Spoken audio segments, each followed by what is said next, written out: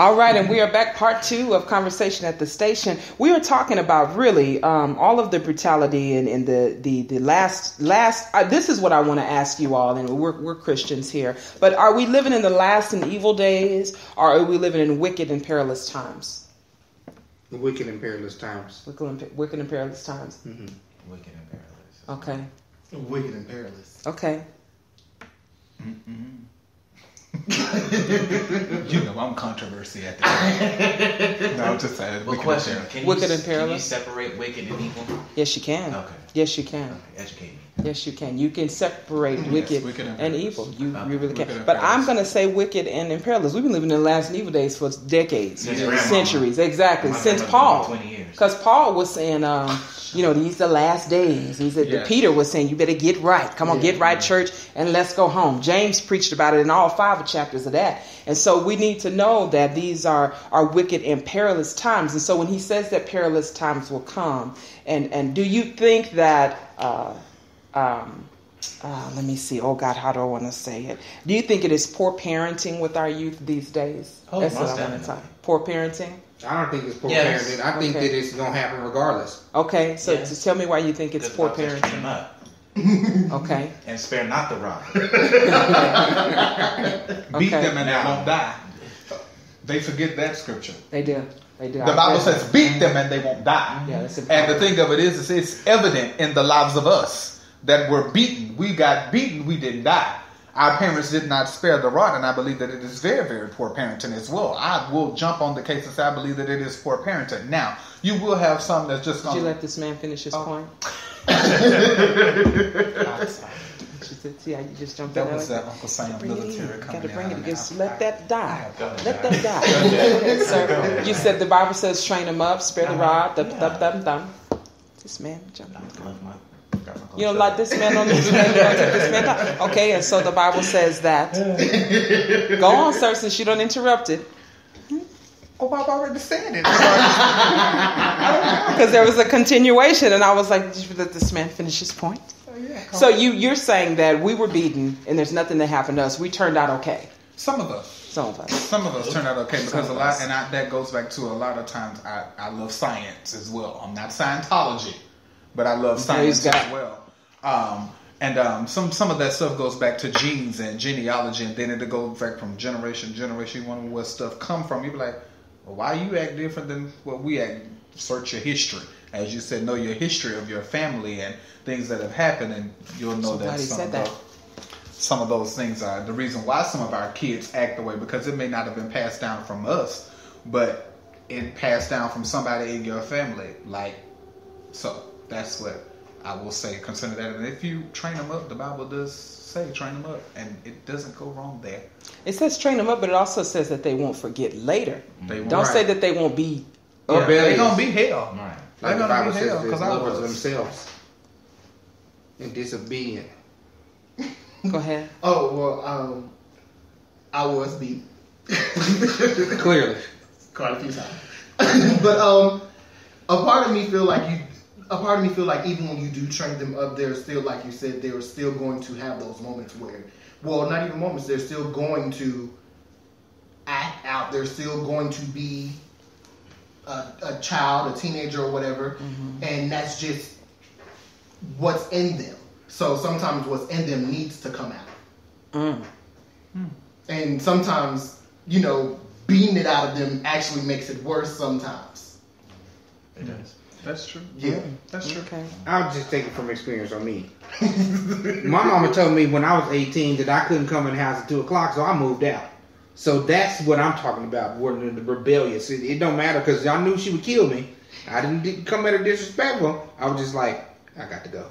But how were you raised? I was raised beaten. How were you raised? Were you raised in the church? Off and on. Okay. When I went to Texas. You were trained up is what we're trying to get to. By your grandparents. Yes, you were true. reared up like True. that. Yes. Okay. Yes. But I still have my rebellious seasons. Okay, as most teenagers do. Most teenagers do. But the thing is, But I was like, you can't tell me what to do. I'm grown. Absolutely. And I was just like, I'm out. because you're getting a taste of your own, Yeah, like how they say woke you up. smelling your own piss. Right. You don't smell John Don's, and you smelling itself. You got to get out of here. Yeah. See, and that's what Mama She got said. to kick me out. I left. Yeah.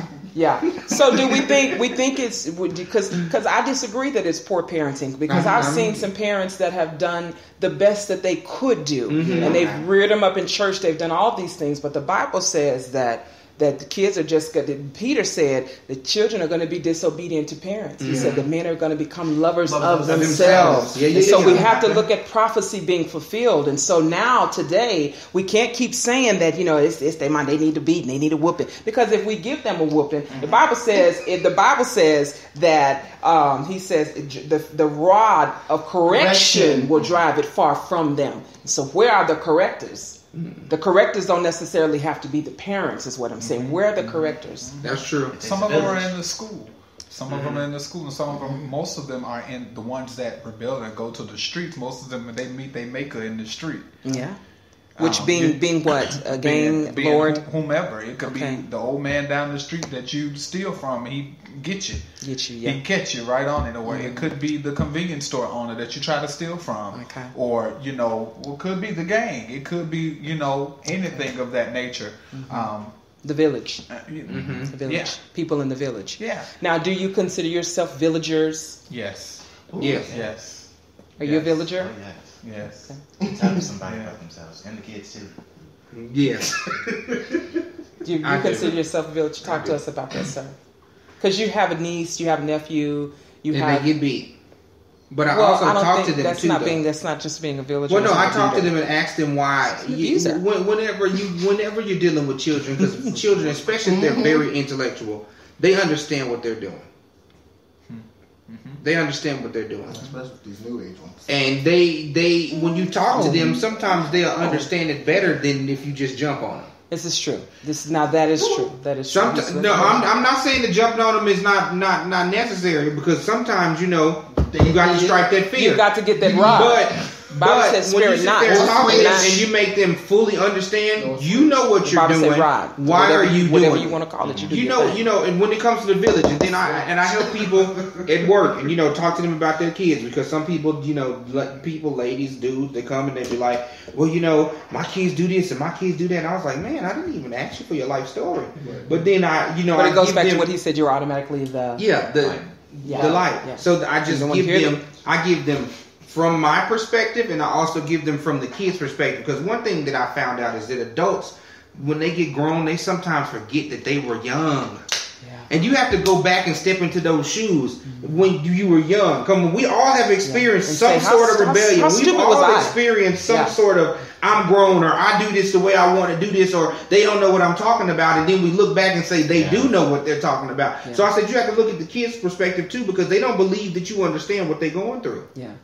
Yeah. So I am a villager, and I deal with a lot of stuff with people at work and stuff. So absolutely. Okay. Well, I really consider myself to be a villager, because my nieces are, they got energy, and my nieces are, they're my great nieces. So they're great. They have greats. They have all of these, tons of great here and great. They even have that. They're in that generation where they're just extremely loved and blessed. They have all that, but they're extremely spoiled brats. Yeah. And so we have to pull back and say, you got to get conditioned in your mind, and you got to get yourself focused in something. So I took Chloe and I put her in dance, because I'm like, you got to get your mind right, because I can see right now that you can cause tyranny on this earth. So to me as a villager, those are the kinds of things that you need to be looking for. You don't need to, and it's not always about your instruction. It's really about what you're looking for in the spirit. I can see that I ain't gonna say nothing about that, but one of the people that I'm related to, could be a real like a grandma. And so we got to stop that, because I'm looking at that happen with them hands, and I'm like, oh, no. You will not. See, some things we've got to talk down in the spirit. We because where are the praying people? Because we can say all day long that the children, and the Bible, the prophecy does have to be fulfilled. But if we see all of this and it's a mess, then why aren't we saying what Isaiah said? Come on, does anybody hear that? If we see all of this stuff and we see that it's a mess, then why aren't we saying or doing what Isaiah said when King Uzziah died? The world was a mess, just like it is right now. And he said, you know what, let me stop complaining about everything and let me just give you my ultimate yes. That's what he said. Why aren't we doing that as Christians? What is the problem? What is the problem with us giving our ultimate yes? Giving up your life. Your life as you know it. Your life as you know it. Because you don't know the kind of life you're going to have on the side with Christ. Because you haven't done it yet. You haven't given up the ultimate yes. Right. But it's giving up control. We as human beings often have issues with giving up control over our life. Especially men. It's a godlike factor. Especially men. Because we can, I'm not saying that women don't do it, but I know as men, we naturally just say, I can do this. Yes. For myself. Yes. Yes. Okay. Yes. And so that's why what were you going to say, sir? I don't think, I feel that it's fear. That too. It's fear of not being, of the unknown on what's going to happen, That's the control. Yeah. Yeah. Just fear. I think people may not be aware that, there's something greater going on, or there's more to life than what you can see. Well, once again, we haven't read. Mm-hmm. We haven't read. We haven't read Isaiah. It talks to us. But go ahead. I want to hear from you. No, he did. It's nothing right there, huh? You caught me off guard. Why do you do that? It's a conversation at the station. Welcome. Me personally, Oprah. Me personally, I feel that men a lot of times, and I just say a lot of times we as humans, it's the fear of control. Me personally, it's like, okay, God, I've seen you do some things to other people. As far as let me go to the Christian side. I've seen what you did to people that said totally yes, and how their life was in a shamble. I don't know if I can handle that right now. So, can we get back to you on that thought? Can you come back at me another time? And that's the facetious side of it, but that's seriously what it is. That's your real feel. That's your real emotion. Sometimes I've seen what people have gone to that have said totally yes, and it's like, God, I've been down. And when I said totally yes, guess what? I went down that same road that they did. Lost everything. Still losing. But to lose in Him is to gain. Mm-hmm. So that's something that we have to learn in the process. And that's what will help, is when we learn that, okay, I may have lost, but it's so much more to gain. That I've gained. Yeah. Okay. Yeah, because when you look at it, it's like, okay, I may have lost the house that I built from the ground, or I may have had to sell it or do this or do that, but at the same time, it's like, okay, God, but I see the bigger house. I see the greater things that you have, or the greater ministry that goes for that. So, but then do we just need to look at the stuff though, controlling the stuff, or are you looking at controlling your emotions? It's materialistic. It's materialistic, and then it is emotional, because I'll say, as Brian said about, excuse me, I'll call him Bishop. Excuse me, let me be obedient to the Spirit of God. God bless you. Bishop had said it's that men with the control thing. Like women, it's easy for women to get in the presence of God and break down and be broken. Mm-hmm. It's sometimes some women, it's easy. You see them worshiping, you be like, but for us, it's that, oh no, I ain't. Well, because you know what, sometimes I hear what you're saying, but sometimes women can be emotional. Some women could really be emotional. You could be crying because Billy didn't call me last night, but now this song sounds so good, and you said I give myself away, and I just I'm just so sorry. Oh God, See, so we lie sometimes in worship too. Come on, that's true. Lie in worship. Come on, we lie in worship. Talking about what's the song we learned last week? Didn't say I'm nothing without you. Oh God, I'm nothing without you. And you lied. You just like the song because you in Him. You don't live, move, and have your being. So my question, in that case, are men really broken? I'm sorry, I'm just not, me personally, I'm not going to put the factor of it being a gender thing, because I've known some women that that are, and they're not studs. And stud spirit. And it's hard for them, they cry like, they get off, they do that ugly cry with the face and everything like that. So I'm not going to say it's a gender. The ugly cry makes me mad. But anyway, go ahead. With the ugly cry, they cover up the face and stuff like that. So I'm not going to say that it's a gender thing, because I've seen some men where they just can lift their hands and they can just tears fall, and it's sincere. And I've seen some women, so I'm not going to say it's a gender thing. I think it's more of a personal relationship. I think it's the condition in the matters of your heart that determines if you're broken, that can determine if you can just let your tears and your rivers flow from your eyes. Well, because I don't think that it's always, and I'm gonna let you say what you gotta say, because I don't think just because we see you crying, like I said, you crying in church, your hands, male or female, you're not broken for love. That's church etiquette. He just wants your yes, not tears. Come on, you stand flat-footed and give your yes like Isaiah did. The Bible don't say Isaiah was gonna tell oh God, take my tongue. The Bible doesn't record that. You know what I'm saying?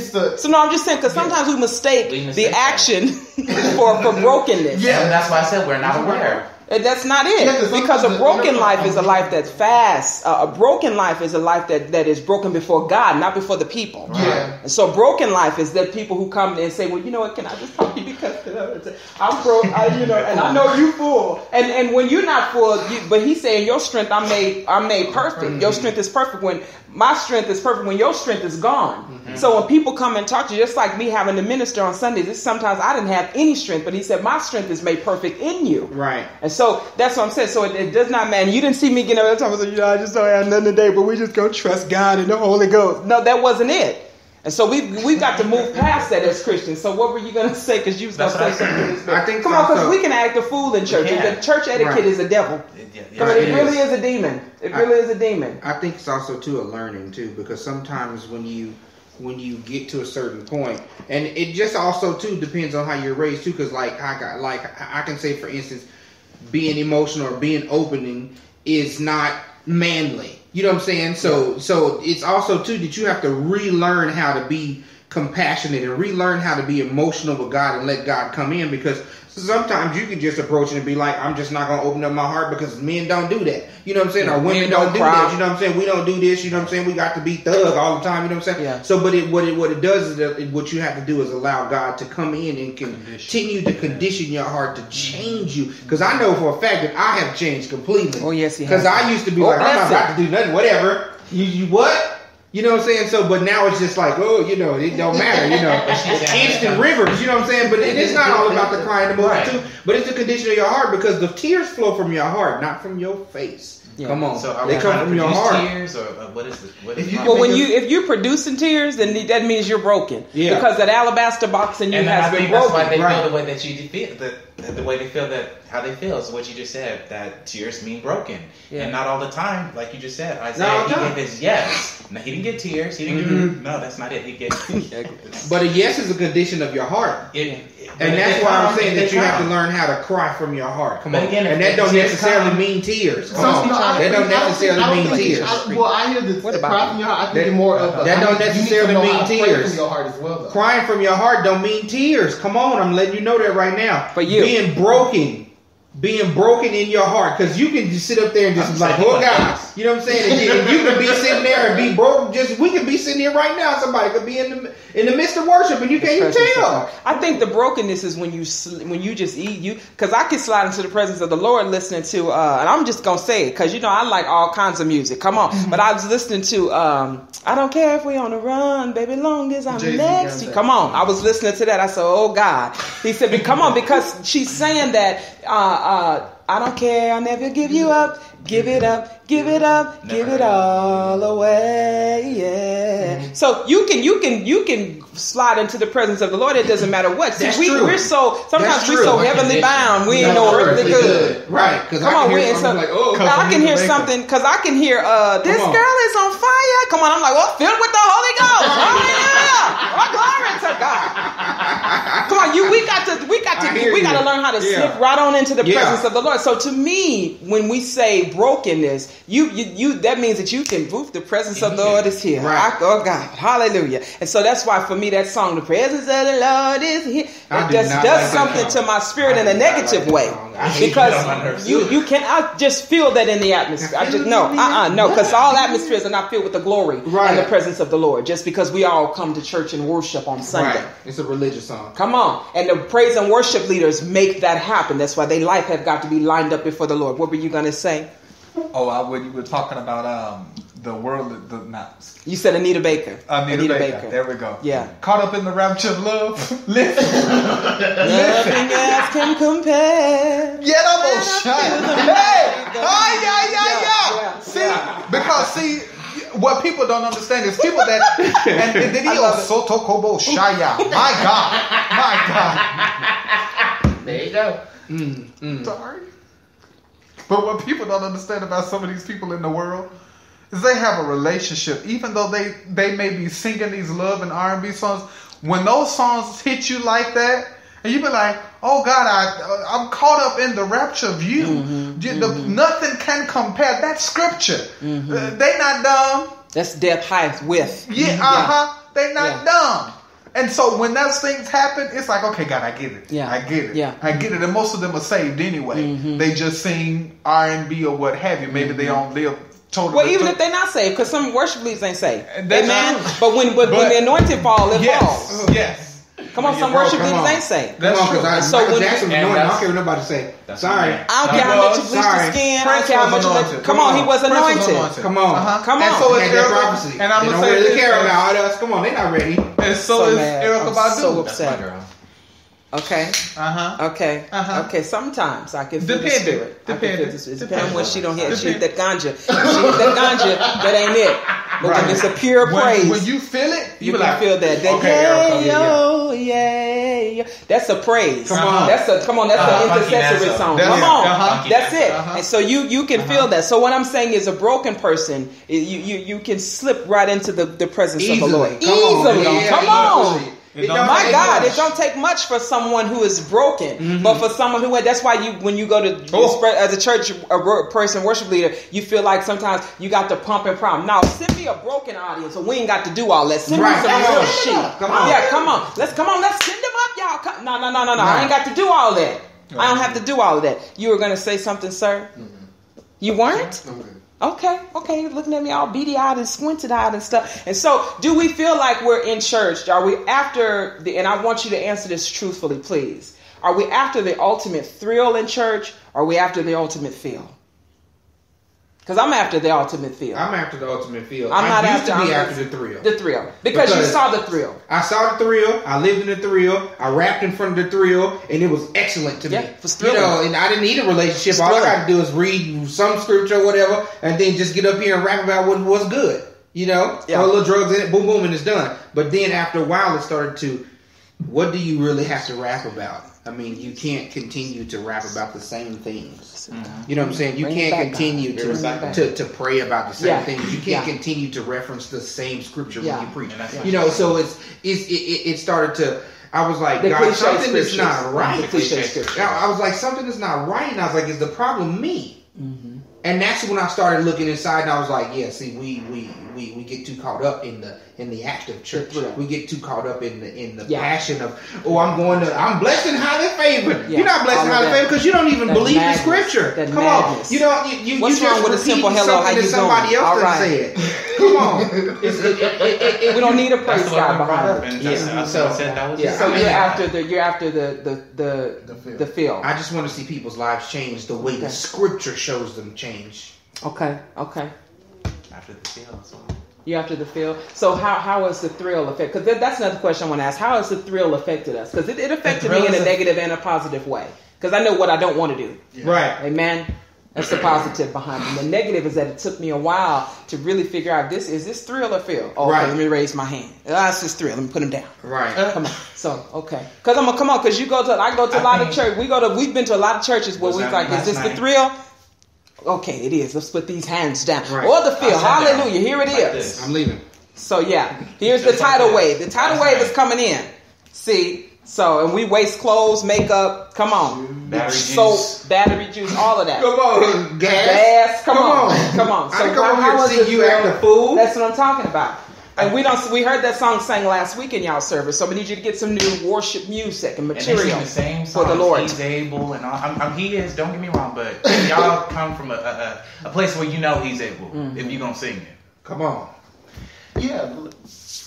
There's certain songs that have the anointing on. I can sing them all the time now. I'm going to have to disagree with you on that. That's what I'm about to say. No, yes, they have the anointing, but if you just singing it just because everybody else is singing it, or it's a cliche song, like Fill Me Up. Or if this is it's a church song. Yes. Or like Take Me to the King. Because they can take that away for me. But anyway, go ahead. You can skip it to the part to I surrender. I don't like any of it. Just be there. Fast forward to that part. Because what we do is we took the we thrill sing it out of the sensation. We sing it out of sensationalism, and so now she's making money off all these records. And has anybody really seen the King? Right. But anyway, come on. I did on that Surrender All part. Oh God. Oh, It's personal worship. Personal worship. Oh. Okay, come on. I think the thrill has affected. Well, first off, those who are aware, because again, you may not be aware that there's something greater than what you can see. Mm-hmm. But I feel like the thrill has affected us in a negative way because you don't see the fruits of what God said you can do and what things like that in your spiritual walk, in your personal, in regular life. So I think it's all this Honda. No, that's not it for you. No, that's not it. That's thrill. That's not feel. Okay. I truly am after the feel. And I honestly feel like sometimes I'm going to agree with Christina and say, with the thrill, there are some things that I learned. True. And there's all have. No, but I'm saying I don't think that to me, honestly, I don't take it as a negative thing. I don't take it as a negative thing because I've learned those things, and it was like things that I did learn. Mm-hmm. I was doing that. I'm good. Right. I need to do that. That's what I need to do. Right. So I think it's more of a learning process. I think that's why I consider it a learning process. I've been to 3 churches my entire life, and and in the first 2, I was at one for 19 years, and I will say I had some amazing moments in that church where I had some feels and I had some thrills. Okay. At the last church, bless the Lord, and the church that I so sad but true. Yeah, that was the church where it wasn't a thrill. No, I'm not gonna say it wasn't a thrill, but it wasn't for me. It wasn't what I needed in that portion of my life. You need cultural worship. I needed. I am a 3-part harmony. I want to hear the 3-part harmony. You're Kojic in here. I'm Kojic. Yeah. I need to hear the. You with your people. I need to hear the modulations and modulate at least a good 4 times. So what he's saying is he likes the thrill, but he prefers the feel. Yes. Keep it 100. That's what it is. Come on, because the thrill. I mean, some of the thrill is not necessary, but I mean, you're gonna get it. Yeah. Right. You're gonna get it. But what are you after when you go? Right. So when you leave, when I'm going, something. Right. Because the Stellar Awards is a thrill. Amen. Moving forward. Did he just say that? Well, they there to award each other. They Go ahead. to praise God. So Go ahead. Wait, I don't want to. I don't want to. When I'm going to my church, I can only speak for me. When I'm going to my church, I'm going to I want the feel. I know I'm going to experience and encounter the feel, regardless of how it happens. If it's in the worship, it was in rehearsal last week. Right. Come on. Regardless of went on into it. Regardless of wherever it is, I know that I'm going to get the feel, regardless of it. Okay. So that's me. Okay. I'm not about to get up and waste, Yeah. But I feel like we put so much emphasis on a thrill and never really bring newborns into the church, never bring them up the correct way. And I feel like that's a problem because I've heard a sinner say it. You've been in church this long. When have you developed some skill? Right. This is true. So I feel like when you have a thrill or when are we going to see something I'm not different? saying it's not necessary. I'm just saying we put too much emphasis on it and we say this is it and this is the Holy Ghost and you got the power and you ain't got no power when you walk outside the door. Okay. But my thing is, amen. Come on, Justin. If the sinner is saying that, then if you see the need, then get saved and do it. Because we just said that when are we going to give our ultimate yes? That's one of them ultimate yeses right in there moment. See, because you can't say that. You ain't doing it how you going to want us to do it. Yeah, but I'm not saying that. I'm just saying, like, if they're saying, y'all doing this, I don't this, that, and the other. If I feel like they're bashing the church, That's my personal opinion. I feel like if they're bashing the church and they're But they're not bashing the church, especially if we're the ones talking about we got power and all that good stuff. No. We said that. That's real. I'm sorry, that's straight up. That's not bashing the church, because if you say you got power and then they call you to pray and be like, well, I'm going to have to call you back. Or they call you to sing and you, I'm horrible. No, your lungs should be conditioned at all times. Just like, I will bless the Lord at all times. His praise. I don't believe in that. I've been a singer since I was 2. I was knowing Natalie Cole entire song, Our Love, at the age of 3. And my lungs have been conditioned since then. Amen? So I don't never have a problem with hoarseness or... What is it? Oh, I can't hit that, sister. No, because my lungs are conditioned. My lungs are conditioned to worship. Come on, I work out not to look fine and not to get no curves because I'm not going to look like Beyonce. But my lungs need to be conditioned for worship. I don't believe in all that. I can stay in worship like this song. I worship until I pass out. Come on, I was like, oh God, yes. Because how many of us we don't want to do that? We want to, no. Anyway, you were going to say something, sir, prior to me saying that. You were going to say something, but you could piggyback. You could do what you want. I'm just saying. Well, see, with me, I've been after the thrill and the feel. Because let me tell you what the feel will do. I don't know if anyone here in the room has ever seen me lead worship, but I always go for the feel. Always first. Okay. But when I get in the feel of it, that thrill comes out and it's like, oh God! And it's like people are looking at me like, this idiot just laughed and worship. Yeah. And it's because that's the thrill. The feel is when I'm in his presence. When I'm in his presence. But as I begin to see the people, I begin to see them come with me. Because as lead worshipers, not worship leaders, lead worshipers, our job is to lead the people into the presence of God. We are to go together. And then once we meet that ultimate goal to get there together, then that thrill happens for me. And it's like, okay, God, I see what you're doing. Okay. And that's where I go for both. So I'm not going to say that I go for one. I go for both. I go for the feel of his presence to know that, God, I'm in tune. I know that I'm in tune. But that's what you go for. Right. But what I'm saying... You're saying the thrill to bring the people, but you're speaking as a lead worshiper. Yes. Okay. Yes. Okay. Yes. And the thrill, I'm not going to lie. It's doing something to me now. It's doing something. We can hear it. Forgive me, but it's doing something to me now because it's like people should be, and that's why sometimes people say to me all the time, I enjoy watching you lead worship. Yeah. They said because you have this thing that you don't do. You don't do exactly what she do. Yeah. You ain't trying to, because it's one ultimate goal. Yeah. Us to get there together. Let's do this together. Yeah. And if you don't want to go, then guess what I'm going to do? I'm going to go by myself and you just going to come along with me. Because what it happens is when they see you go for yourself and you're not worried about them like that pushing, pumping, and priming, I don't do that. Yeah. I don't have to waste these lungs. I've conditioned myself to minister the gospel through song, to do what I have to do. And the thing of it is when I do it, and I do it well in him, guess what happens? You come on along, you be like... Yeah.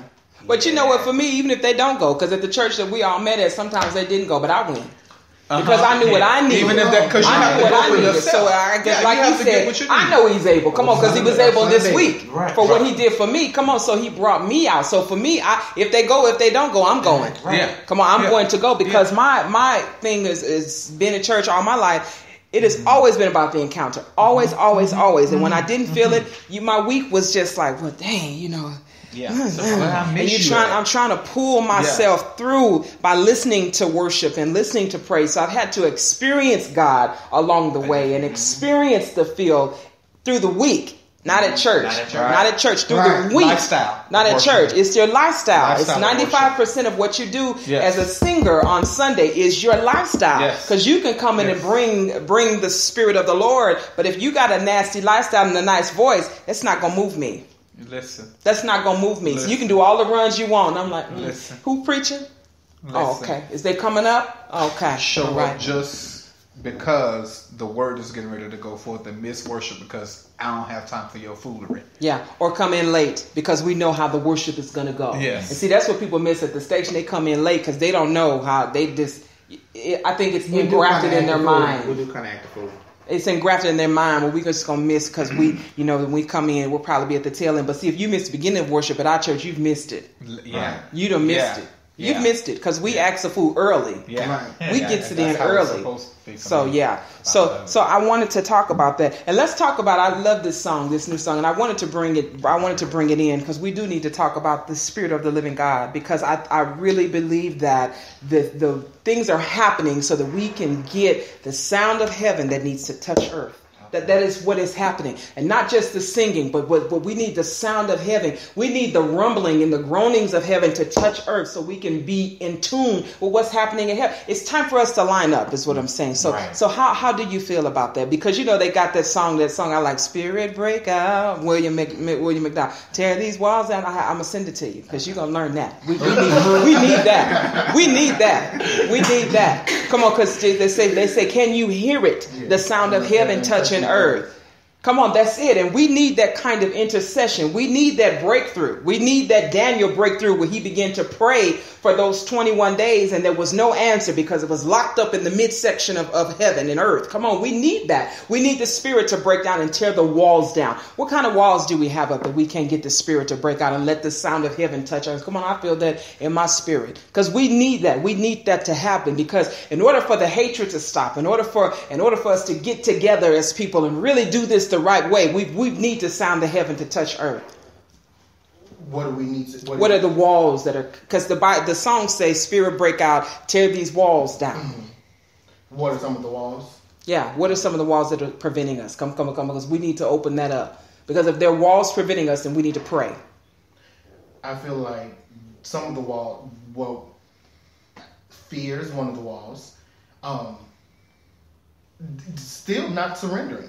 Surrendering is one of the walls that is still blocking us from the ultimate yes, pretty much. Okay. Okay. Sex, drugs. Yes. All of the sin and impure in the heart. What kind of walls are blocking us?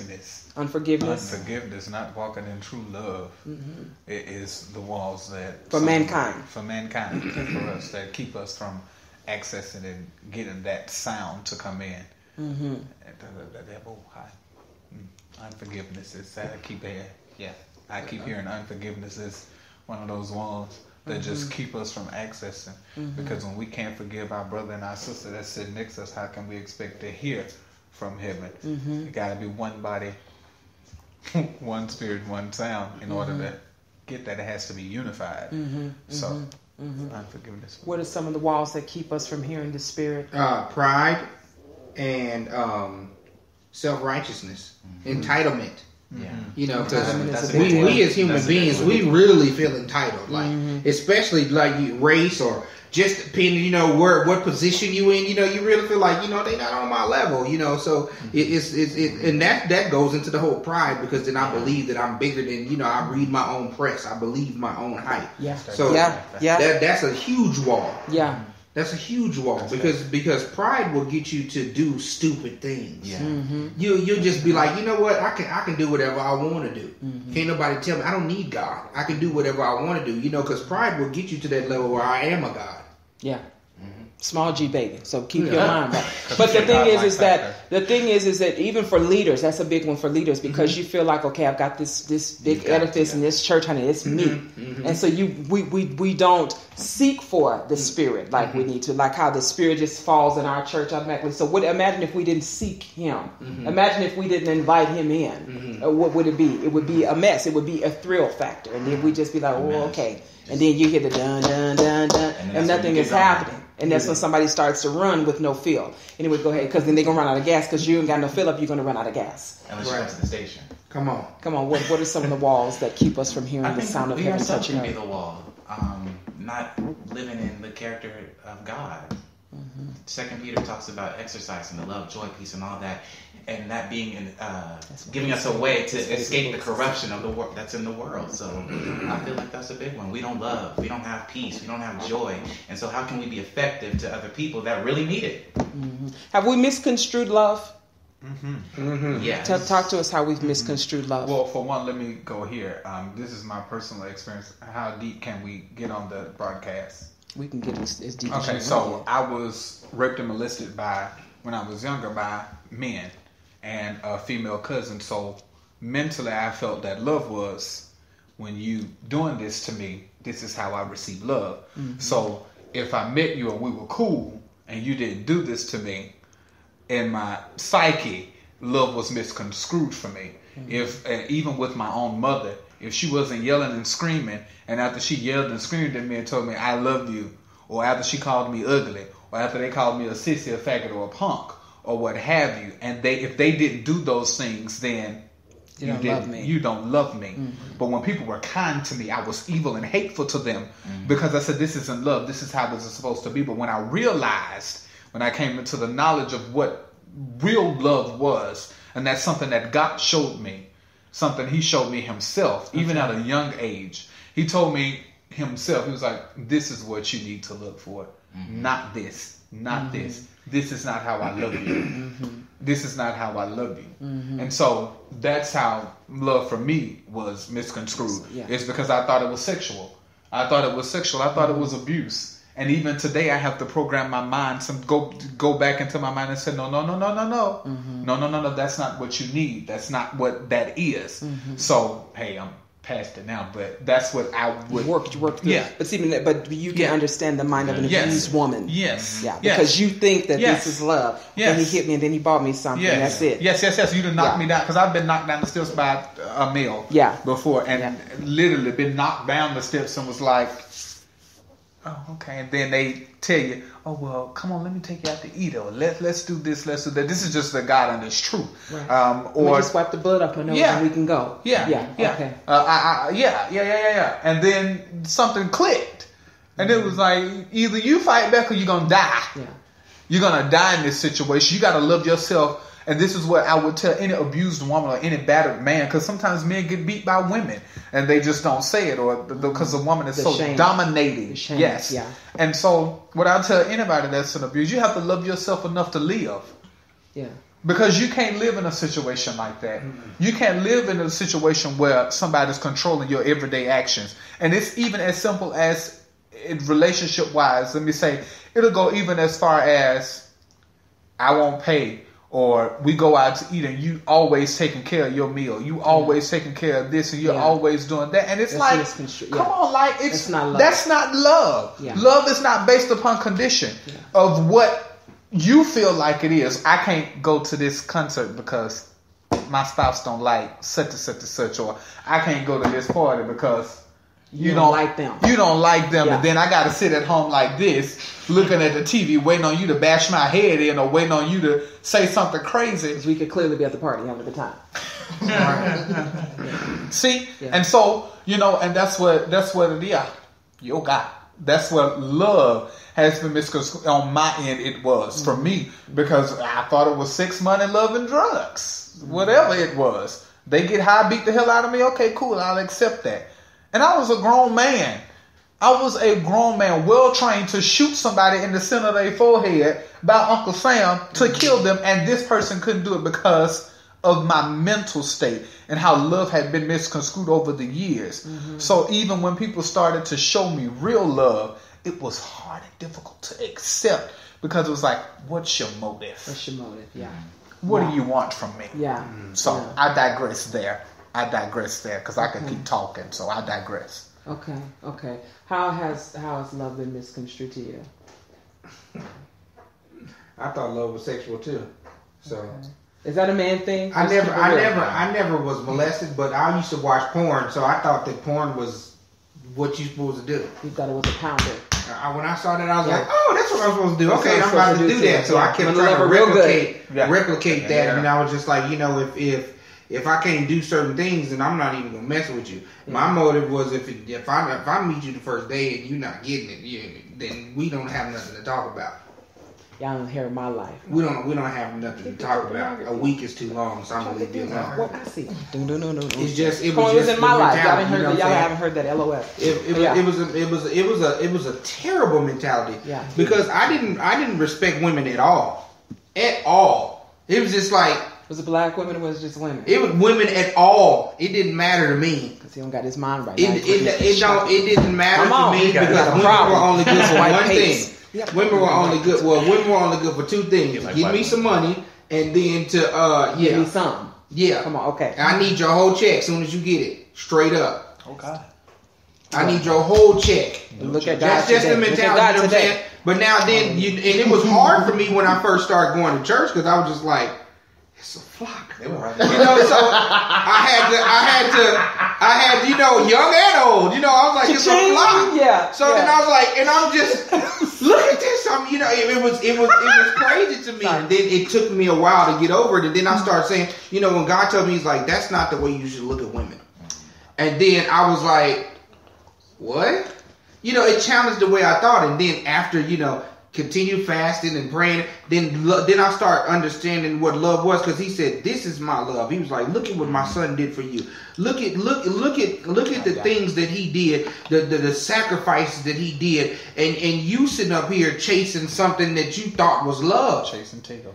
That's why I had to break it off with old girl, because I was like, oh no, I'm not about to do that with you. I don't even love you like that. Because now I know what love is. Because your love to me was, you still a manager, you still giving me your check, you still paying the rent, you still doing all that, I'm cool with you. Yeah. And we're going to keep it going. But then God changed my perspective, and I was just like, well, you got to go. What was wrong with her? Because you're not the one. What was wrong with her? Nothing was wrong with her. One of the more pasties. She was right. right. Go ahead. So what? One of the more pasties. But Beyonce. So how is love misconstrued for you? I think love is construed because the world's version of love differs than what the Bible says. I think when people just look at the definition, it's so narrow in its definition of what love is, and we, you know, people in the world, we run with that definition because this is what love is. But when you begin to really look in the Word or have an encounter like these two, myself included, actually have had, then you begin to understand what love is and how to disperse it and how to receive it as well. Okay. What about for you, sir? Well, for me, my love was, to me, my definition, because I love my mother growing up, mama's boy to the day that I absolutely take my last breath. But I always thought that the ideal love was a father. That's how I always thought. It was like the whole thing of like seeing the little boys like, hey dad, woo, woo, this, that, and the other. That's how I always pictured and thought that love was. It was just the whole father, son, this, that, and the other. So for me, and growing up without a father and not having one in my life, I always searched for it and wanted it and True. And did whatever it took to please what was in my life as the absence. Fill that void in the absence, whatever it took to get it. So that's just how it gets misconstrued, and that's why, like, to me, I feel like regardless of if it's a father or a father figure or an uncle, this, that, and the other, whatever the case may be, to where it's like you appreciate the male figures that you have in your life, because and not the the corrupt ones, the ones the perverted ones that take advantage of you or take away your innocence and not even as a grown up, because sometimes it doesn't even have to be the physical act. It can still be your mental state of taking away your innocence and stuff like that. So that's to me where I can say that was my perception of love. So can I just go here, because both of you were molested, raped. Yes. Both of you grew up without a father in your life. Yes. Did that shape your sexuality? Because before you answer the question, the thing about it is that women too, when women are molested and raped, you know, they turn into you get promiscuous, and then you begin to seek out dominant figures because you're still looking for a father in every man. So has that shaped your sexuality? Because what can happen is we can get in relationships that probably mean to be one thing and then they get perverted. Because it's happened to me several times, because I had a father, had a stepfather, but they didn't give me what I needed as a woman. They didn't give me what I needed and what I wanted, and the hugs and the dates and the daddy-daughter dances. I didn't get that. I mean, they were there in my life. They were there with money, all of that. I thought that was beautiful, but there was something that I needed that I did not get. Yes. And so when I didn't get that, I started to look outside of, that. And I'm like, okay, well, he's here, so he's going to pay attention to me. And so that's when promiscuity led to shaping my sexuality. Has that happened for you guys? Yes. Okay, how so? Tell us how so. Because see, these are things that the church don't want to talk about. This is real. Well, this is real. And because I've been molested by women and men, what it did to me was, mentally, I was at the age of 5 or 7. I knew what I wanted. I knew what to do. At that point, I had a sexual peak, and at that moment, my body matured.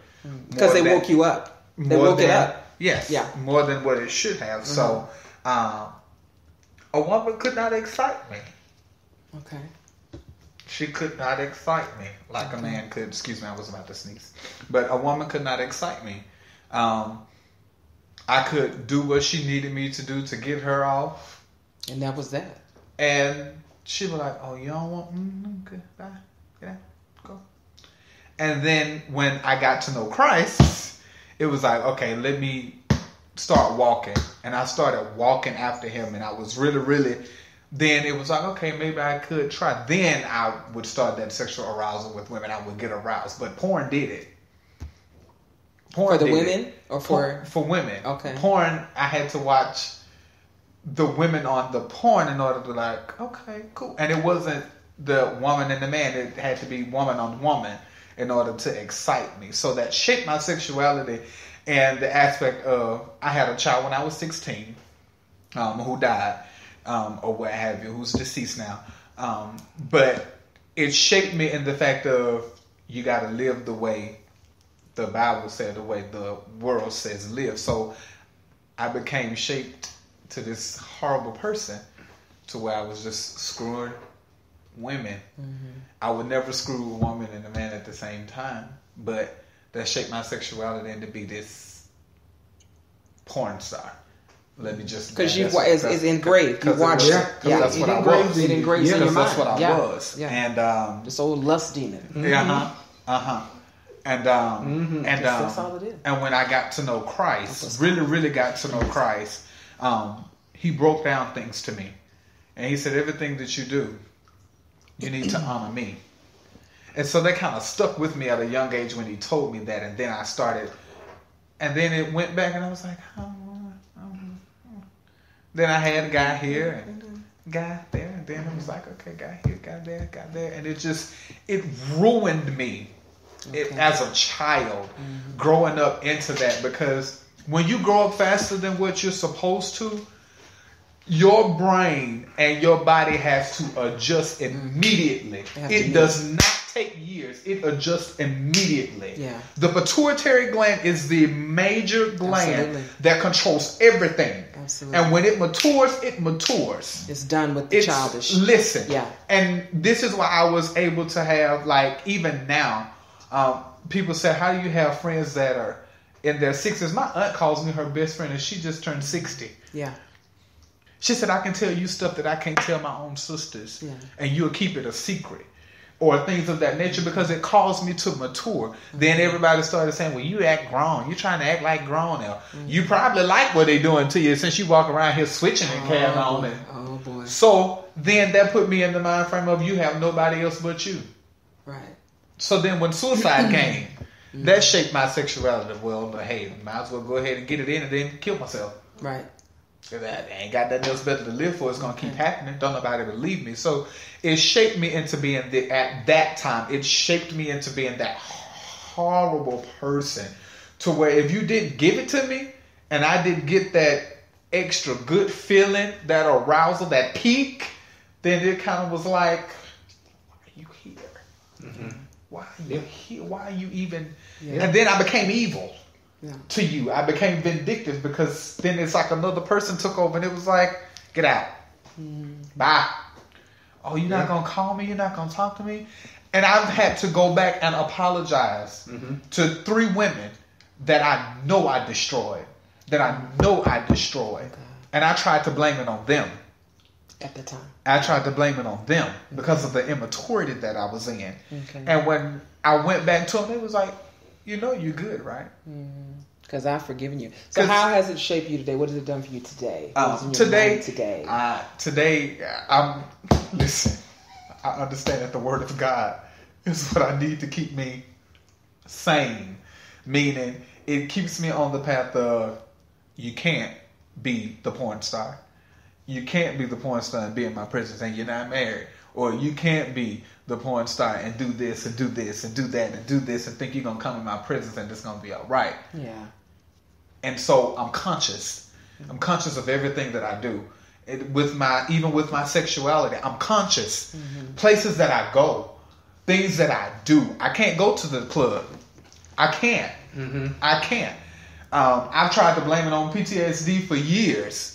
Yeah. Since I've gotten out, which it had a major factor in it, because if I'm in a crowd and some pop off, I'm ready. Yeah. I'm ready. But it was the Spirit of God. Yeah. It was because once He took those desires and those things away from me, it has shaped me to get into Him, to know Him. And the best thing that I will ever say to anyone that has struggled with their sexuality or anything, get to know Him. Study Him. Study His Word, get in it, and have a relationship with Him, because it will teach you how to sustain when you don't want to. It'll teach you to keep your legs closed when you don't want to. Yeah. It'll keep you from messing with Susie, John, Jesse, and Jane all at the same time. Yeah. So that's what it has done for me today. It taught me not to be so careless. I was careless. I could have had any type of disease. And then the crazy part about it is, once I became careful, then I had my first STD. And I was like, huh? And I was 2007, how old I thought, Jesus? 19, maybe 20. And I got my first STD ever, and it scared the hell out of me. And I said, oh, never go back to it again.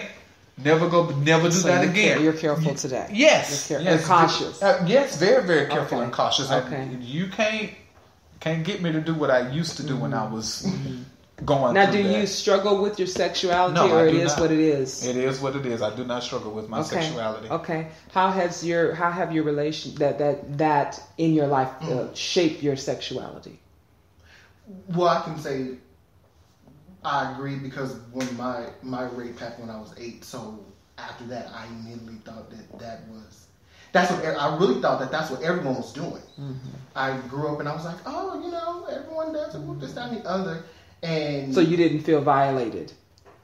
Well, it hurted physically, yes. But I didn't know mentally that I was violated until I actually watched the movie with my mom and my auntie. And they were like, let us know if anybody does this to y'all, because we're going to kill this, that, and the other. Yeah. That's the first thing. And my auntie was like, I'm going to cut the, so I was like. Straighten. Yeah, I was like, So then I went to, I don't want him to die.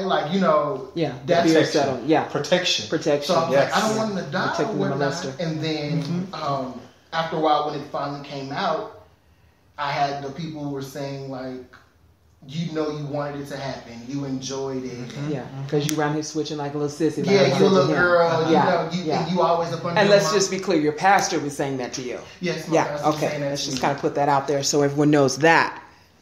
My pastor and some leadership was also saying that, you're a faggot, and over the pulpit changing messages for me and a couple of other gentlemen. We're faggots and stuff like that. And so it was just engraved into your mind. So at this point, I don't mean to cut you off, but I just want to make this clear, because we have a listening audience all over the world. Yes, ma'am. But the thing is that when they say that to you, does it make you rebellion? Well, I'm going to be the biggest faggot in here then. This is a man who was just speaking in tongues. God got to do something for him, is what we're saying. But so it makes you be, I'm going to be the biggest faggot in here then. You won't be you going to call me faggot, I'm going to be the biggest one in here. I've actually said that to him during, it was actually during it was a session that was a couple times where arguments or words were exchanged and the faggot came out and I had said, well, I'll be the best big one you ever There you met. go. And so you got to snapping and letting him know, honey. Yeah, okay. Okay. Yeah, So snapping and letting him know, child. Yeah, so I'm going to be the one. And so it just, and that was that was my first experience being raped. That was my first experience. So it kind of like, it did shape my mind. Like, oh my God, that's what goes on. That's what's happening. Yeah. And when I found out, I was like, oh my God. And then I was like, oh my God, like, you have those moments where it's like, oh my God, I'm a dirty sinner, I'm gonna burn in hell. I have these thoughts. But you remain promiscuous. Yeah. Because everybody's fornicated at the table. Yeah. You have that feeling like, oh my God, but I'm finna get it in, dog. Yeah, like, and honestly, there've been do this thing. There've been times where it's been like I've been at the church house, my old one, and I would get text messages and stuff like, I want to see you, this, that, and the other. So, fresh out of worship. And let me finish. I was doing worship. Well, let me finish. Sorry, like the altar call was going on, and the altar call was going on. During worship. The altar call was going on, and it was like, I felt, I really want to go up there, but then it was like, I'm gonna see. I was like, I'm not about to go up there. And respond yes. And I'm not about to go up there and say yes to you, and then go up there and then be crying. Because now you're gonna Marsha Ambrosius. All you gotta do is say yes. Because soon as I get out, did I say something? Hey, come on. Did I say something? As soon as I get out the church, I know that I'm going home. You don't know who Marsha Ambrosius is? I thought that's Flourishing. It's Flourishing. But same thing, she was in there. Come on, glory to God. No, because as soon as like altar call was going on, and I was like, yes, I'm gonna see you with this, that, and the other. Let me know when. Tonight, bam. So I'm not about to go to the altar and then be crying and stuff like that. And So you all can speak to the ones who do that. That's what I'm saying. You can speak to those who do that. So today, are you comfortable in your sexuality? Are you uncomfortable? It is what it is. What is it? Excuse me. For me? Yeah. You. Lord. That nervous. That works my nerves. My spirit gets for me, it is what it is. Yeah. It is what it is. Yeah. Okay. Do we want to change it? I'm at a stage where if the change happens, it happens, and glory be to God. Let Him get the glory out of it. But if it doesn't, I hope and I pray that the relationship and who I am to Him and who He is to me remains constant. Got it. It remains constant. Because listen, my thing is, as he said about the all right, baby? Okay. My thing is, it's weird, right? Okay. You gotta stop doing me like this. I'm sorry. But no, my thing is, I know who He is to me. And once I learned that, there was nothing. There was no pastor, because I've gone through the exact same thing. My mother stood me up in front of the entire church, and they ridiculed me. You're gonna go to hell, and my mother even went so far to tell my sister that she didn't want a nephew that I practically raised, that grew up under me, saying she didn't want him hanging around me because she didn't want that spirit to get off on him, or me to do something to him. Yeah. And I went to her and I told her, I said, you make me hate you. I said, because the very thing that happened to me is not something that I would inflict on anybody else. Yeah. Because what it does to anyone, especially if they tell you that they love you after it's happened, the pain and everything, then your body just starts adjusting to turn that pain into pleasure. Most people don't study the human anatomy of a man. But the thing that makes him reach his sexual peak is located in his bottom. His penis. No. His balls. No. His anus. His behind. His anus. The prostate is located in the behind. Okay. And that's what causes, study the human anatomy of a man. So when those places are touched, it's aroused. Immediately. Immediate arousal. Immediately. Thank you, sir. Thank you very much. How has your past oh God, I don't even get a bunch of. You know how people get them fillers in testimony service? Giving honor to God. But how has it shaped your sexuality, sir? My story is different. I don't have any. You don't have tragic. a sexuality. No, I'm serious. I mean, that's not what I'm saying. I don't have any. I don't have a tragic story either. I don't have a molestation or rape story either. So I don't know. You don't know. No. You don't know. That's a good answer. I mean, that's your experience. That's your experience. I've never had any traumatic experience like that. Yeah, that has shaped you today. Okay. So I don't know. Okay. So you just like what you like, do what you do, and that's pretty much it. And that's just what it is. Yeah. How long Okay. have you known? Huh? How long have you known? Like, how does I don't? Okay, I'm done. Never mind. He's asking you, how long have you known? I want to say as a kid, but it was off and on because it was the furthest thing from my mind. And I think it's because it was brought to my attention. By who? By kids on the playground or different things like that. So the teasing, the taunting. Yeah. He's talking about as a child, sir, not as a young adult. So as the taunting. Yeah, it brought an awareness, but it never brought anything like. So do the taunting and them telling you brought about an awareness, or did you already have it inside, or what? I think it was inside already. Mm-hmm. And then they just And started when saying they started saying it. It was Got just I never processed it like what is it because I didn't know what it was, but I just left it alone. And so now you do. And Yeah. so now it has shaped you today. Can you say? Would you say it shaped? I don't know. I don't know. Well, the thing is why don't you know? What is stopping you from knowing? What is because see you have to You didn't have to stop it. Well, that's personal and private. Yeah. That's personal and private. Yeah, that's the reason why I'm not sure is because of other people in their stories, and then again professional opinion. So you don't know if you're gay. I didn't say that. You said I'm the asking. question was I'm how asking. has shaped your past sexuality. shaped my sexuality? And so you don't And know my if you're question gay is- or you're straight. No, that's not it. I'm Okay. trying to answer how did it shape it? Like how did I get to where I am right now? Right, but Which my is, question I don't- is do you know if your orientation? Why did you say that? No, that's my question now. We got that meat and potatoes. Yeah. Now we need the gravy. Do you know your orientation? And see, Some that days. is when I see. Did you get that? See, I didn't. Some days I do. Some days I don't. Some days the psychiatrist tells me, or some days he doesn't. Okay, See, that is fair. alone, X all that out. Okay. Me, I haven't because you want to stop, you can if you don't have to. But this has only been a year for me, so. He knows before It's the truth. anything else a man knows. Let me tell you something that pisses me off with women. Women will say, "Oh, I prayed and God showed me." Okay, he may have shown you, but if that man has not had it set in his heart and his mind that you are the one and you are the example of whatever it is that he wants in his life, then guess what? It'll never happen and you'll always be a screw.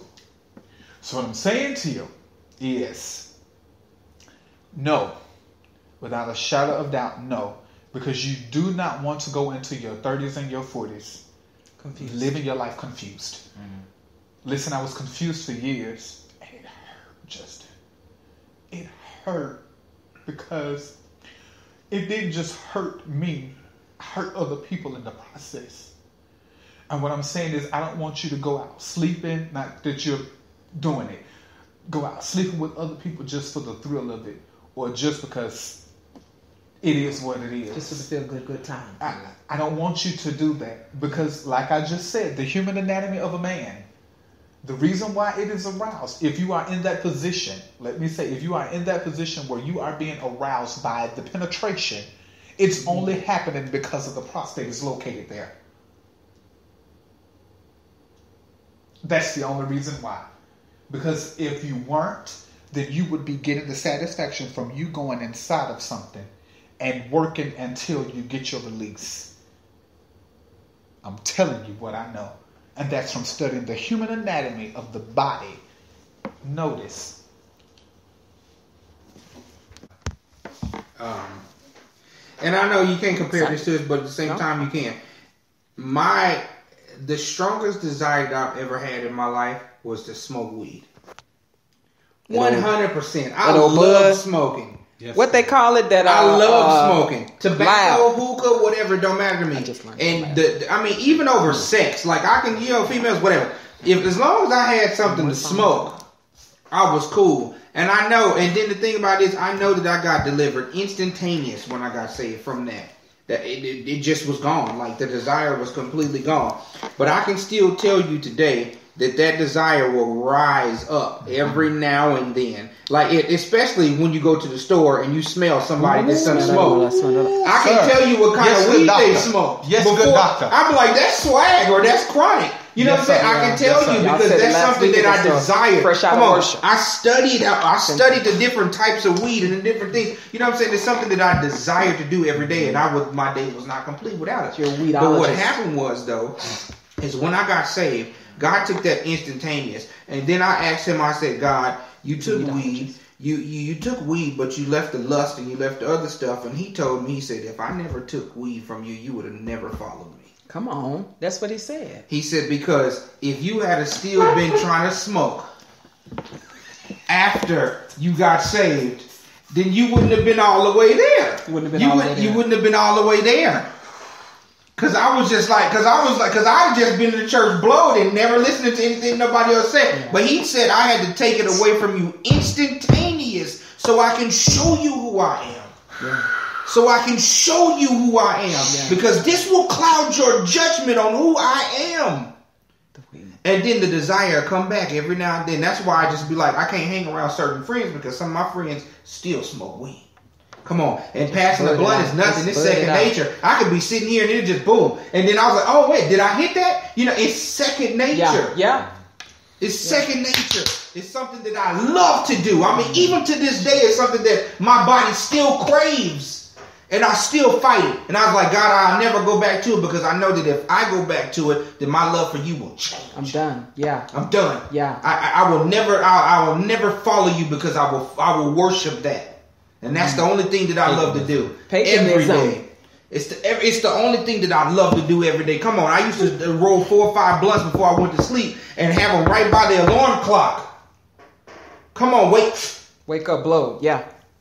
Ounce before noon, straight up. It was serious for me. So I can tell you about desire. It's something that I fight to this day. Mm-hmm. That's why I relapsed in 2010. I was at a point and I was mad at God. And the thing about it was I should have never been mad at him at all. But I hadn't smoked for 6 years. And I got into a situation where I knew I shouldn't have been in that situation.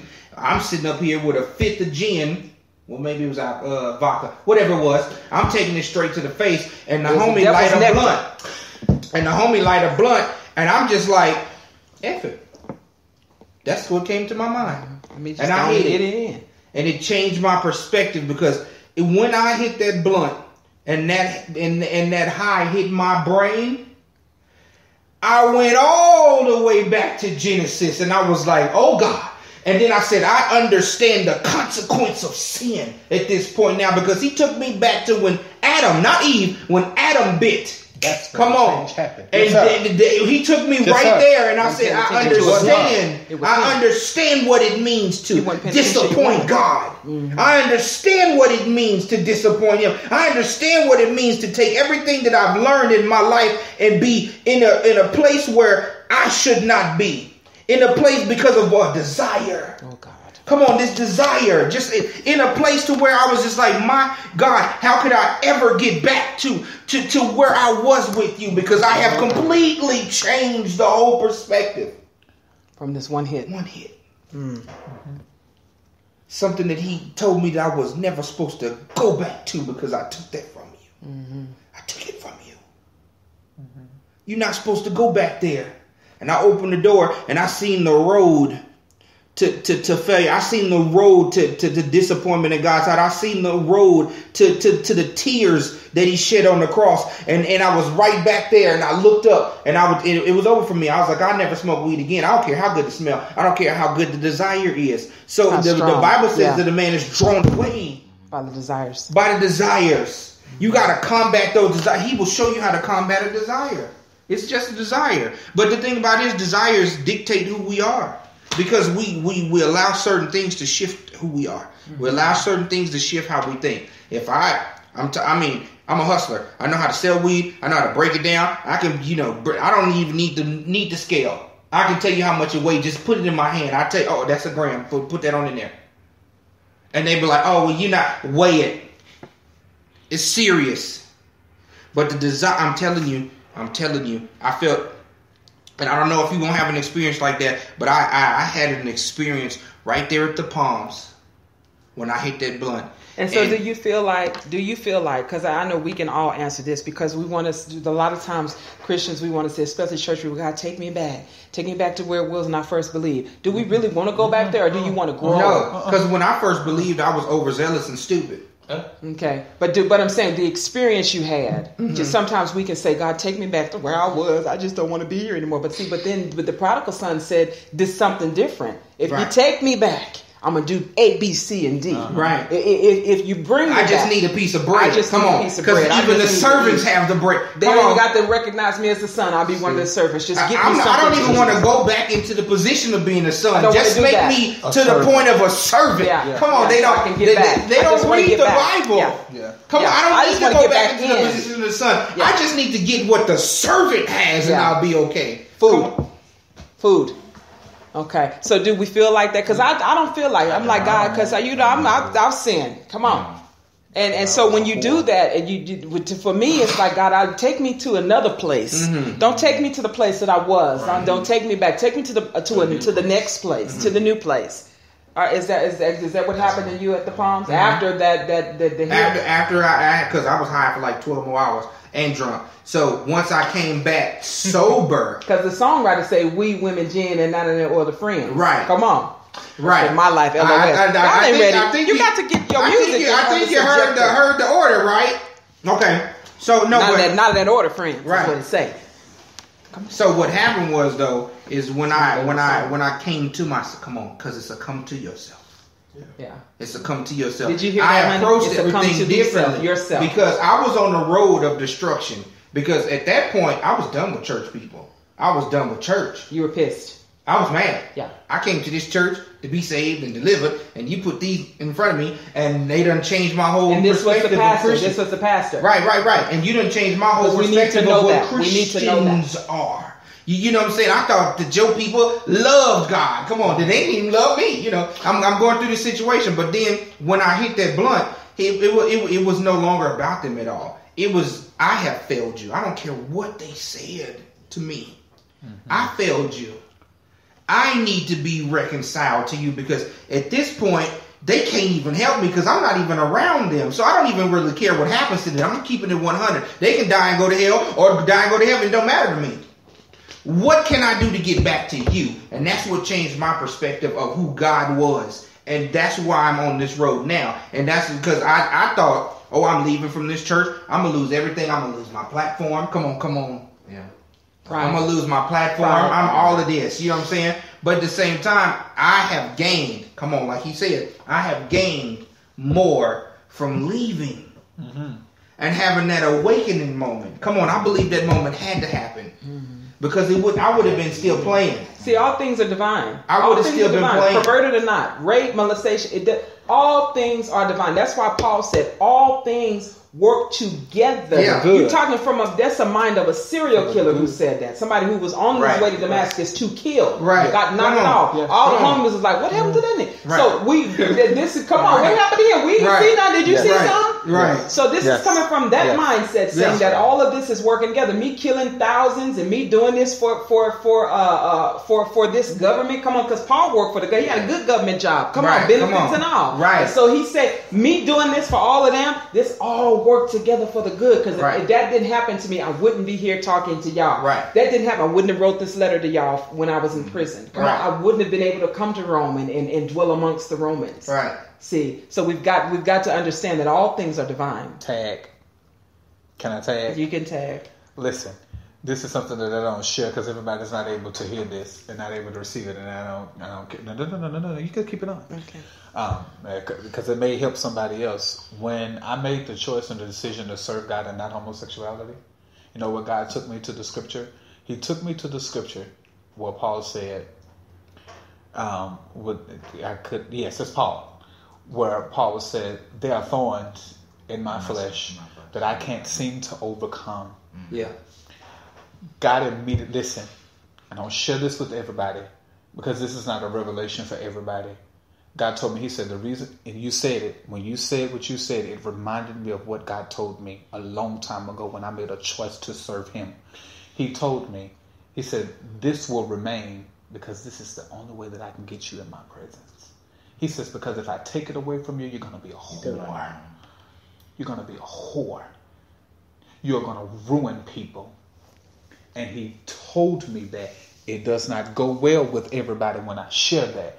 Because you know what the first thing they say? Well, you going against his principles. You're going against his word. Yeah. You're going to get. But when he told me that, can I tell you what happened?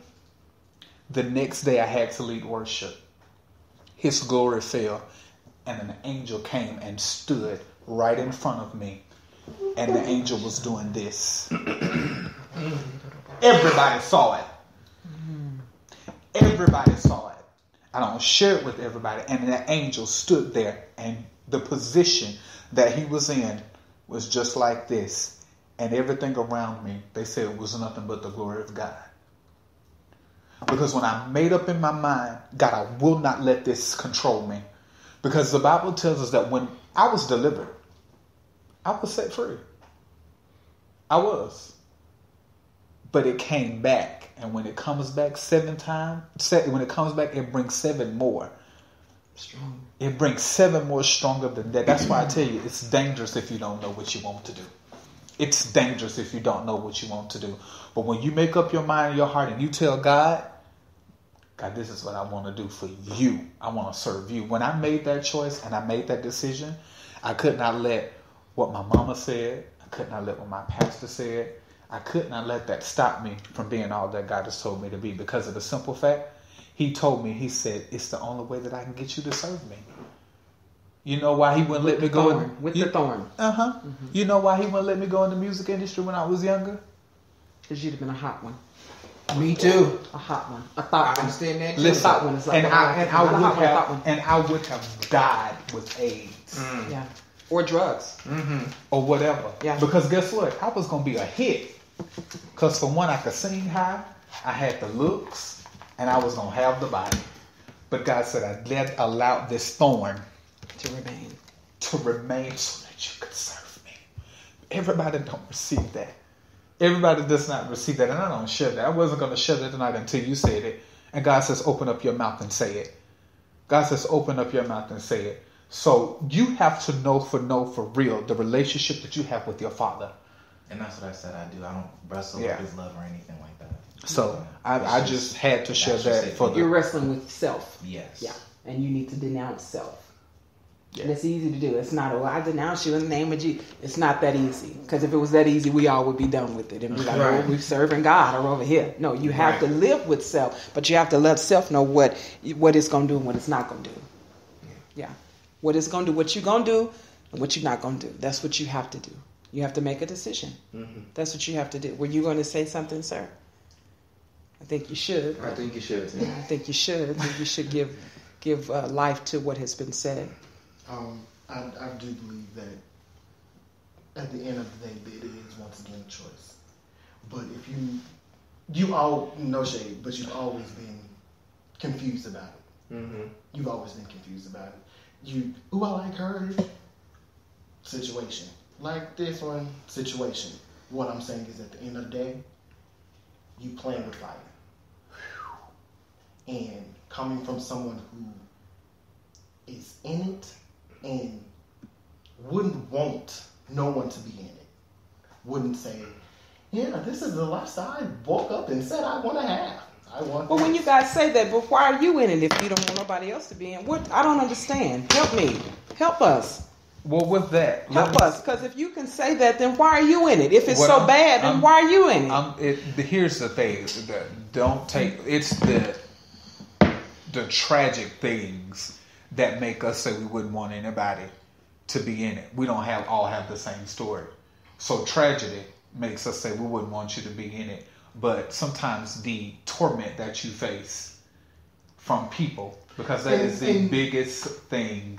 And so then why continue to face the torment? So what I'm saying to you, I wasn't, forgive me, because I felt somebody I get else, it. I felt somebody else coming in the room. But not for me. Devil is alive. The devil is. But what I'm saying to you, it's not the fact of, it's just that growing up in it, being called those names, you've experienced that portion. But the things that people will do to you, the things that people will say to you, if this is who you really are, and is this really what you want, those things can torment you. Those things will cause you to be like I was with 18, feeling hopeless, feeling like you didn't have anything because you had something that somebody else didn't have. Okay, so when the taunting stops, then you're still making a decision to stay. Why? My decision to stay was because it was my choice. I'm in it. I like it. I'm in it. Yeah, I like it. I can care less with. Thank you. To get to that, because he hasn't. I mean, he's been the taunt, but that's no. I mean, I'm not trying to be funny, but that's normal. You know, people talk about little boys because sometimes they talked about him. He had a daddy. He wasn't gay. They taunted him. Your hand, you too soft on your hand. You see what I'm saying? So those kinds of things happen. Yeah, it's unfortunate, but it happens. But when the taunting stops, it's just like when the music stops. Why are you still in it? You keep going. You keep going to what you want. You got to pursue what it is you want. For me, it's what I know. It's what I like. Thank you. It's familiar. It's what I like. That's why I stay, because it's familiar. It's what I know. It's okay. What I like. It's what. And then another portion was they didn't say it was for that's me who I am. So I might as well be it. Might as well be it. Thanks. So therefore, if I'm gonna be it, I'm gonna be the best one. That's what. So and it's what I know. It's what I like. It's. I can get a girl, but I can get them too. So it's pride. Yes. Come on, it's pride. I can get them both. So please don't. I can get her. Don't do it. Don't do it because I got kids. Boom, I can do what I want to do. So please don't, Miss Thang. See that's what I'm trying to get. Do you like it because it's familiar? It's uncharted territory to get in that vagina. That's uncharted territory for you. Come on, not for me. Broadcast. Because listen, I was in it to win it. Who? Me too. I was in it to win it. Me too. I was. Listen, I'm not me. I'm not. I ain't never been in that to win that. Come on, just so we're clear. I was in it to win it. I was in it to win it. So they still fighting today. That old thing. But see the thing, that's another thing. Can we just go there real quick? Because see, I think sometimes the fornicators be like, God, just take this out of me. Well, there's something he ain't gonna take out of you because he wants you to have that desire. Because when you take this out of me for him, take this out of me for her, but put it in me for my wife or my husband or whatever. You know what I mean? That's why infidelity is so strong. Is because they don't ask God to take the desire away for another man or woman and give them the desire for their wife or their husband or whoever it is that they're married to. That's exactly. This is what makes prayer so poignant in a married person's life or in someone that you're in a relationship with. It makes it so poignant because if you pray specifically for that person, then your desires are going to turn for them. And not for somebody else. But they don't teach that in the church. They don't tell you how to pray for your spouse. They also don't tell you how to put on a negligee and work it for your spouse. Right.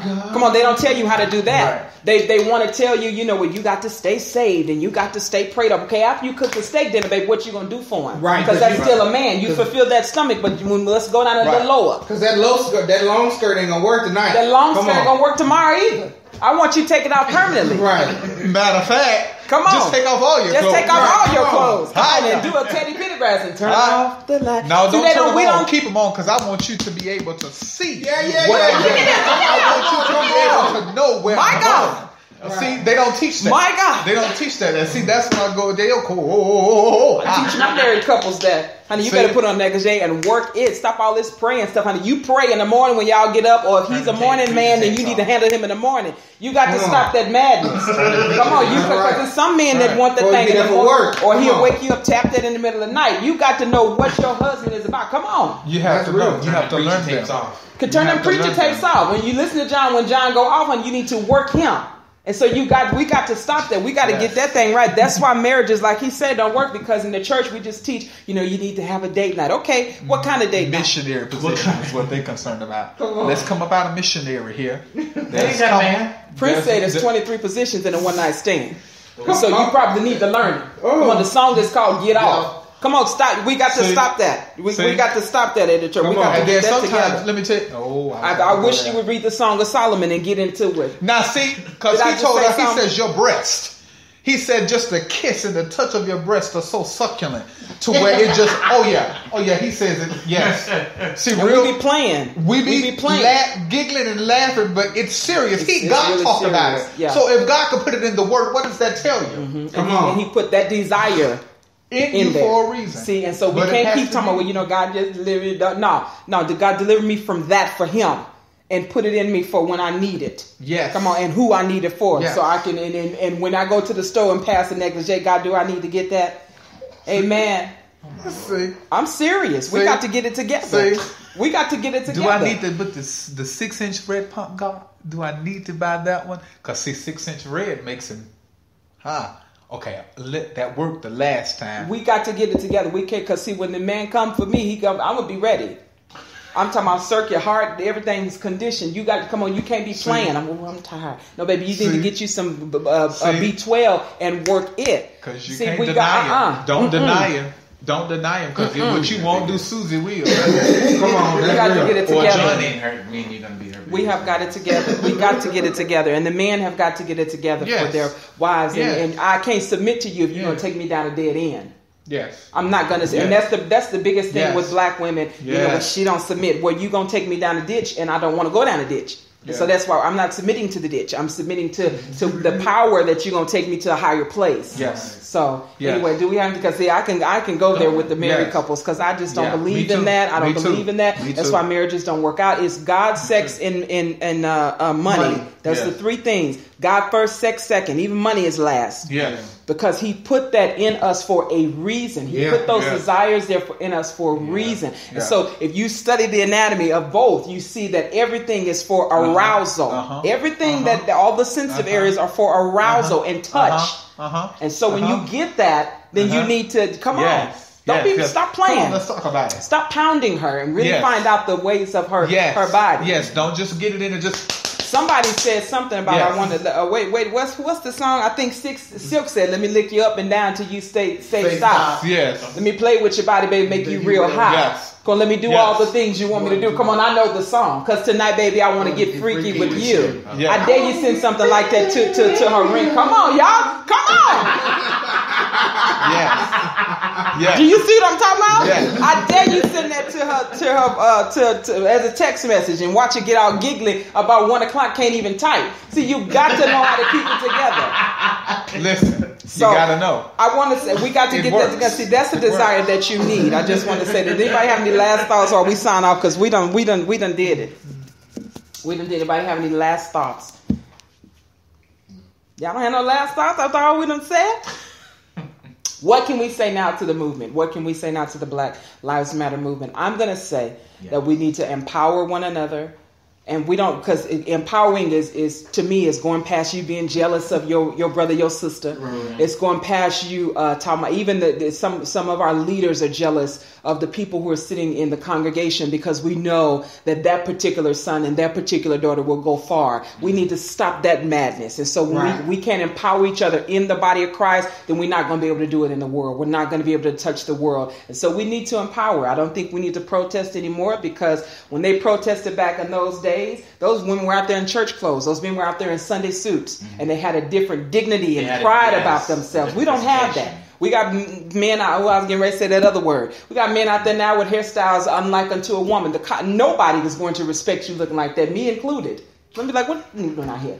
So you know, what is he gonna do? Right. So then you've got to come on. You got to 100. Look at that, and so then you've got men and you got women out there who the pants low and talking about no justice, no peace. Now, why is your voice that DC? I can't. There's a respect level behind the protesters of old and then those of today. So that's true. So I'm speaking to the movement by saying we need to empower one another. We don't need to do what has already been done that worked for that time. Mm-hmm. And so this day and age, we need to empower. What can we say to speak to the movement? Because we're signing off with that. Go ahead. Educate. I was just going to say that too. To educate. We need to educate one another and let everybody know. I mean, because like God told me, He says racism will stop when eternity begins. So it's something that is always going to be there. It's just we have to educate each other and know how to deal with it the right way. Okay. Because there's a right way and there's a wrong way. Keith Sweat said that. Come on. That's it. Empower, educate at the same time. We do need to clean up our act and our presentation, because it brings a stigma, and they're not going to listen to that.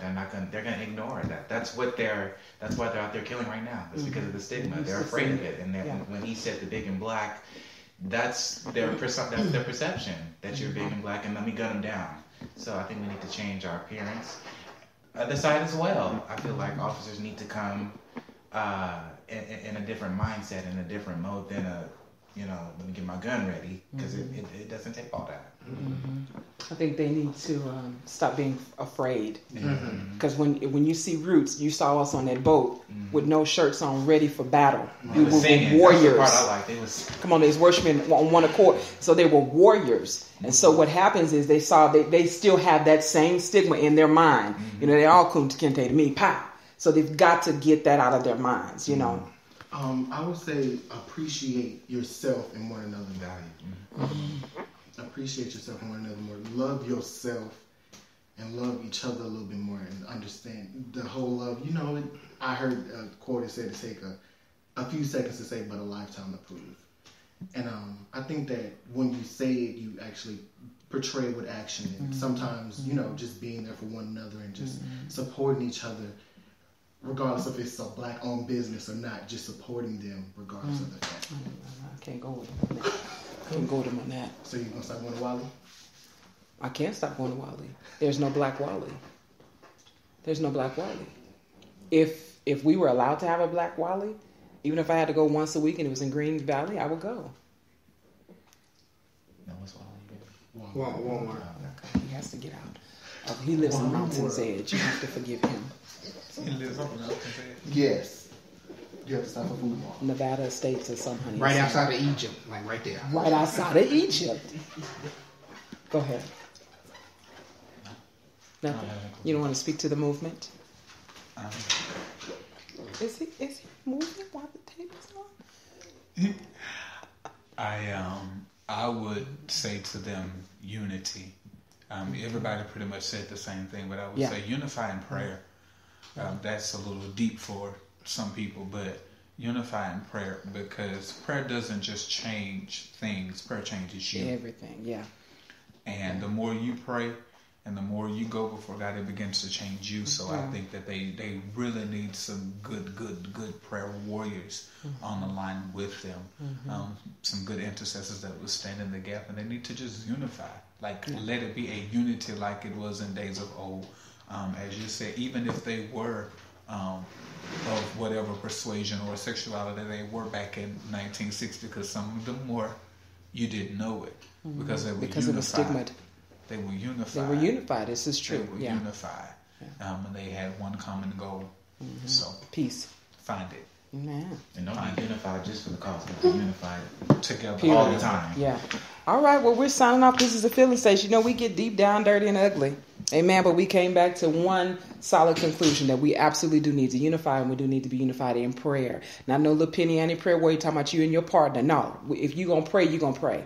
If you're going to intercede, you're going to intercede. No matter what hour it is, that's what you're going to do. You don't have to have a 5 a.m. prayer partner intercession. And so what you need to do is if it hits you on the corner of 95th and Lenox, then that's when you need to be praying.